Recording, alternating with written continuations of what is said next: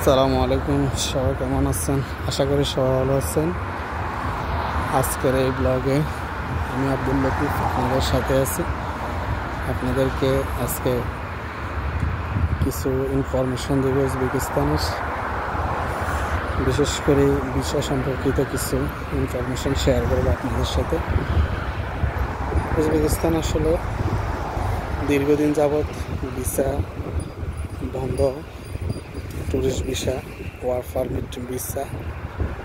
তো এর মধ্যে স্টুডেন্ট ভিসা হয়, অনেকে স্টুডেন্ট ভিসা আসতেছে, স্টুডেন্ট ভিসা আসে আবার কাজ করতে পারে। শুধু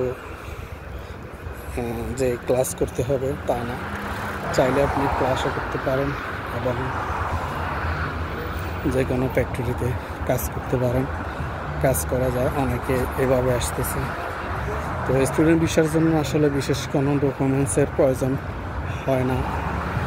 নর্মালি কোনো সার্টিফিকেট যদি আপনার থাকে, এডুকেশন সার্টিফিকেট, তাহলে সেটা শো করলে হয়। আর একান্ত যদি কারো সার্টিফিকেট না থাকে, অনেকে এটা শর্ট কোর্সের জন্য আবেদন করে বা কোনো একটা গ্রুপের জন্য আবেদন করে ভিসাটা বের করে এরপরে মানুষ বিভিন্ন জনে বিভিন্ন কাজে ব্যবহার করে থাকে বা বিভিন্ন কাজের জন্য এই দেশে আসে। অনেকে আসে ইউরোপ যাওয়ার জন্য, বিভিন্ন দেশে যাওয়ার জন্য এই দেশ থেকে। আবার অনেকে আসে এদেশে বিভিন্ন ফ্যাক্টরিতে কাজ করার জন্য।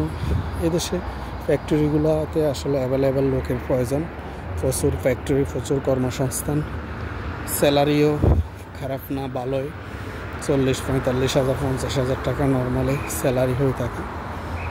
তো কাজও সুন্দর, 8 ঘন্টা 10 ঘন্টা ডিউটি, আবার টাইম করা যায়। অনেক ফ্যাক্টরি আছে। আর বর্তমানে ভিজিট ভিসা বন্ধ। এটা হয়তো বা সরকার, বাংলাদেশের সরকার পরিবর্তন হলে যদি দেশের কূটনীতিকে আলোচনা করে, তাহলে হয়তো বা আবার পুনরায় চালু হতে পারে। কারণ বাংলাদেশে যখন 5 আগস্টে যে সরকার পরিবর্তন হয়, সেই দিন থেকে বা এর 2-1 দিন আগে পর থেকে এদেশে ভিসা বন্ধ হয়ে যায়। আজ পর্যন্ত এখনও আর চালু হয়নি, কারণ ওভাবে কূটনৈতিক কোনো তৎপরতা বা কূটনৈতিক কোনো আলোচনা সমালোচনা কিছু হয় নাই, যার কারণে মূলত ভিসাটা বন্ধ হয়েছে। এমনটাই তারা জানালো যে তোমার দেশে সরকার নেই, কেউ এই বিষয় নিয়ে আলোচনা করতেছে না, করলে তখন হয়তো বা ভিসা পুনরায় চালু হবে। আসলে এই দেশটা অসাধারণ সুন্দর এবং এই দেশে ইউরোপের মতো প্রচুর বরফ পড়ে শীতের দিনে, আর গরমের দিনে তাপমাত্রা যদিও অনলাইনে অনেক দেখা 38, 40, 36 এ জাতীয় দেখায়, কিন্তু ওই পরিমাণ রোদ নাই, গরম নাই। সুন্দর, বসবাসের জন্য সুন্দর একটা পরিবেশ এই দেশ। এখন হচ্ছে সন্ধ্যাবেলা, যার কারণে রাস্তায় প্রচুর গাড়ি। পৃথিবীর সর্বত্র সন্ধ্যার সময় একটু গাড়ি বেশি হয়ে থাকে, কারণ সবাই অফিস আদালত থেকে বের হয়, যার কারণে একটু গাড়ি যানজটটা বেশি থাকে। আর এই দেশে কিছু সাইকেল আছে, আপনারা দেখতে পাচ্ছেন। সাইকেলগুলো মেন রাস্তায় চালায় না, চালানো নিষেধ তাদের জন্য।